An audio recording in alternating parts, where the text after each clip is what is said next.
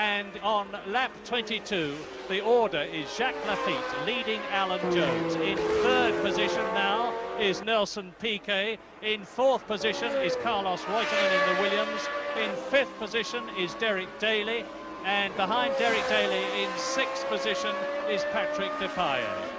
And it's Patrick Depailler, the Frenchman, who drove for Ligier last year, broke his two legs in a hang gliding accident last year, lost his place in the Ligier team, and is now with Alfa Romeo. And he was well up in sixth position. And the leader, Jacques Laffite, has lapped everybody up to the eighth position man, John Watson.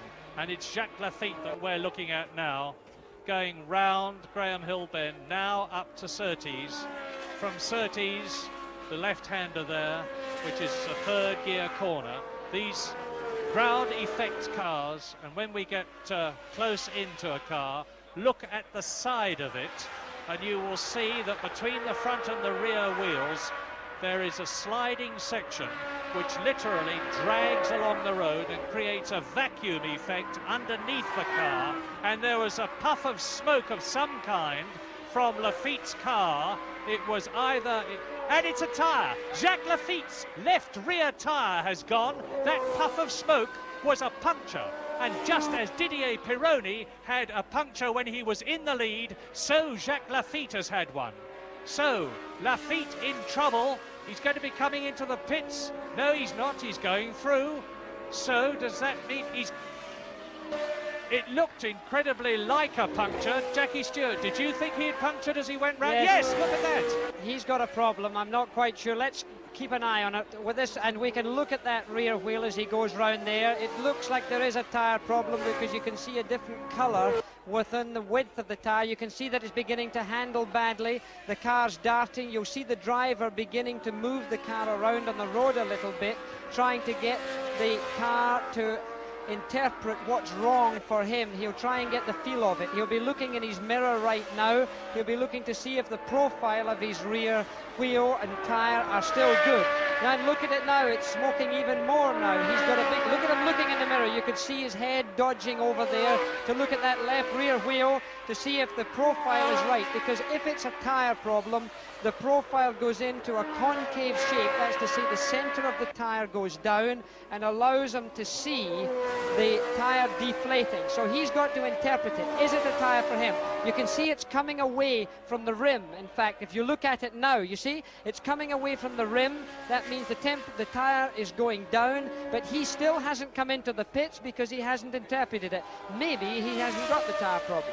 Well, this, whatever it is, it's incredible because Alan Jones is in second place and we're soon probably going to see a change. James. Yeah, Jackie, with the greatest respect, you showed your age there, because the modern-day car, you can't see the rear tyre in the mirror with all that bodywork in the way.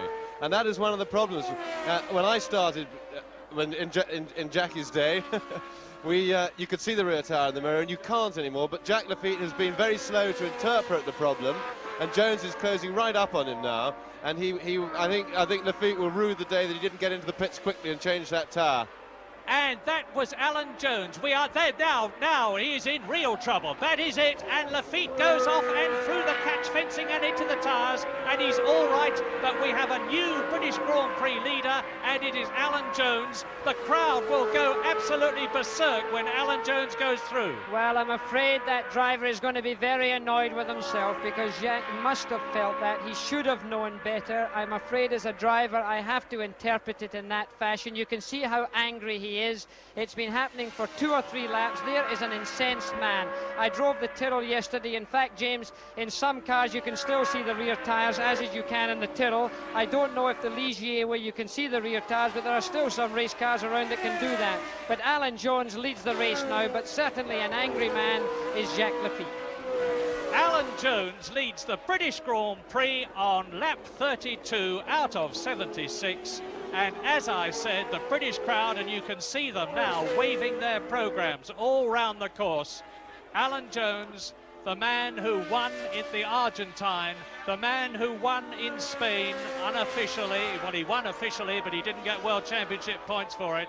The man who won in France is leading the British Grand Prix and on his way to another 9 points, which would really help his World Championship situation.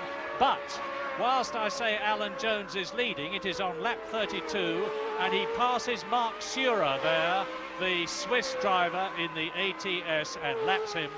And Alan Jones is now leading, and Piquet, there is Piquet behind him in second position. So Nelson Piquet, number 5 in the Parmalat Brabham Ford, is closing up on Mark Surer. He has to lap him, and it'll be interesting to take the time gap between Alan Jones as he crosses the line now and Nelson Piquet, who crosses the line now, and it is 2.79 seconds. Remember that time, it is going to be very critical. And there is the Ferrari of Gilles Villeneuve, who again has had a terrible race. Jody Scheckter, his teammate, qualified 23rd out of 24, and there is the parked 12-cylinder Ferrari of the brilliant French-Canadian Gilles Villeneuve out of the race, and Jody Scheckter is nowhere to be seen in a position that matters. He was lapped a long time ago. Jody Scheckter last but one, and there he is in the background. So as Alan Jones comes out of Druids at the top of Halewood Rise, the gap between himself and Nelson Piquet, who is just rounding the corner now, is going up all the time. Jones is definitely pulling away from Nelson Piquet, and that is Bruno Giacomelli, the Italian, who has clearly spun.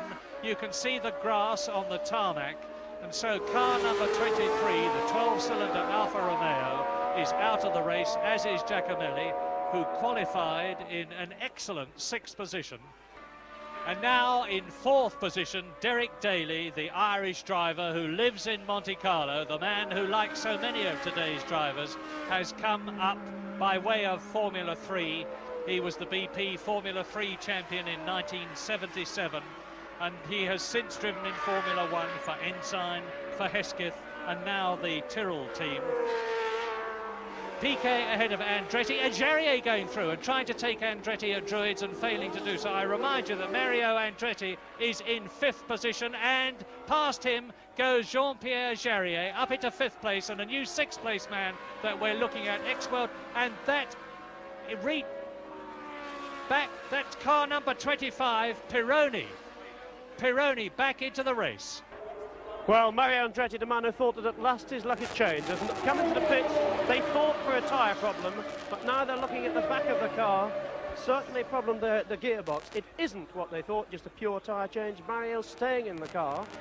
Now, coming down from Druids and into the left-hander at Graham Hill Bend, there is Carlos Reutemann and Jarier in front of him. There is Reutemann, the Argentine driver, who is in 3rd position. Here we have another problem. It looks like Didi Pironi once again it looks like he's got another puncture. He's pulling off of the racetrack. He, of course, had been into the pits earlier for a very long pit stop, again for tyre trouble. Ironically, he, it seems, had picked up a puncture the last time. This time it is the end of the day. He's taking his gloves off. I'm afraid he's going to be closing the office for the day. Well, Alan Jones needs the luck now for another 2.6 miles because he is on the 76th and last lap. He has taken Paddock Bend for the last time. He has climbed Halewood Rise for the last time and is rounding Druids for the last time. Look at the skill of a possible world champion on his last lap.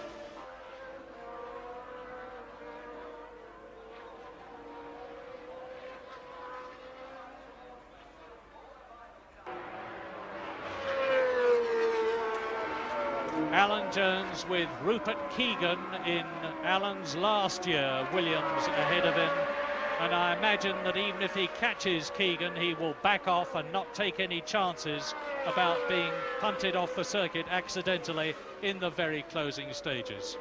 Keegan, there goes Jones, down to Stirling's. He now only has to go into Clearways and when he gets there, he could certainly kick the clutch out if necessary and coast home to win his third Grand Prix in succession, to increase his World Championship lead and to do what he wanted to do, beat the French, and Theo Jones has done it. The crowd rises, and Alan Jones from Australia in the British Saudia Williams has won the Grand Prix. Piquet crosses the line in second position, and Carlos Reutemann very close to Piquet. There's Piquet, and there you just caught a flash of Carlos Reutemann's car. So the Williams cars have again showed their reliability by finishing first and third. Piquet sandwiched between them in third position, and the enormous, biggest ever, I would suspect, Brands Hatch crowd have come to see a win for the Williams, and that's exactly what they've seen. And Alan Jones waving out of the cockpit. The crowd rises to give him the accolade that he deserves as he passes Pironi's car, the car which had led him in the opening stages of the race. Victory for Alan Jones. Well done, Alan Jones. 3 Grand Prix victories in a row, underlining his World Championship class, extending his World Championship lead. The victor in the first Grand Prix in the Argentine, the victor at the last Grand Prix in France, and the one before it in Spain.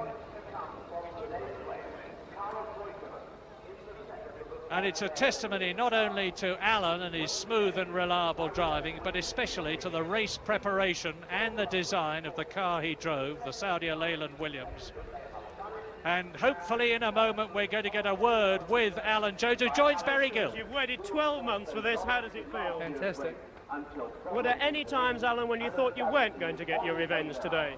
Well, about every lap, I think. I must say the Ligiers were going very quick, and I don't know what happened to them, but I think Jacques has had some suspension failure at Hawthorns, and I think Didier had a puncture or something, but it's my lucky day. Didier seemed to set off a bit too quickly and wear a tyre out, and Jacques had a puncture. Were you nursing your tyres, Alan? Well, I was trying to, but Nelson was there all the time, and I couldn't nurse them too much because he would have... I was trying to keep the gap fairly even if I could nurse them and then have a sprint and then nurse them, you know. Alan, I must say it's a very different face from the face we saw this time last year. Well, I feel fantastic. And first and third for the team. Really? Great. Fantastic. And now, Alan, I've got to ask you the question, what about the World Championship? Third successive victory, even though one of them's a little dubious at the moment. Well, I'm starting to feel a little bit more confident now, and I said to Frank, if I win today, I'll feel a lot happier about it, so that I do. Alan, thanks for talking to us, and many congratulations. It's nice to see the new look Alan Jones. Thank you. Thank you. Alan Jones, a magnificent and very worthy victor of the British Grand Prix. Second, Nelson Piquet. Third, Jones's teammate, Reutemann. Alan Jones leads the World Championship now with 37 points, 6 points ahead of Nelson Piquet, who is 9 points ahead of the tie for third between Arnoux and Pironi. And in fifth position, but getting closer, Carlos Reutemann, the Argentine driver, and a great British Grand Prix.